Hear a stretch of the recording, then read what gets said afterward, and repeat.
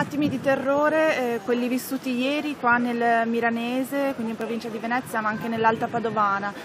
Danni ingenti e insomma scenari apocalittici. Ecco, cosa si può fare per aiutare queste persone che comunque si sono subito rimboccate le maniche, durante la notte hanno lavorato, stanno anche effettuando la raccolta differenziata?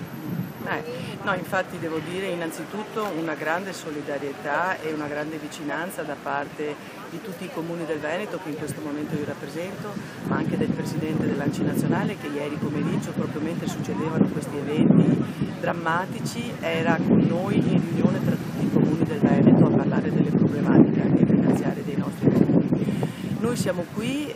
io sono anche sindaco di Milano, quindi proprio un comune a 1 chilometro di distanza, per vedere che cosa operativamente possiamo fare anche come comuni del territorio, tanto che lunedì avremo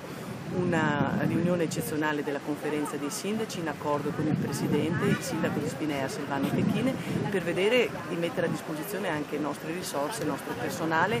per aiutare anche a fare la stima dei danni e intervenire con urgenza. E essere vicini soprattutto anche alle tante persone che sappiamo, soprattutto nel comune di Dolo, essere senza casa. E poi chiederemo subito in giornata, ma l'ho già anticipato al Presidente che lo riporterà al Governo, di inserire questi 3 comuni nel decreto che è in conversione, il decreto enti locali, per permettere loro di derogare il patto di stabilità e quindi di anticipare e di intervenire a fare i lavori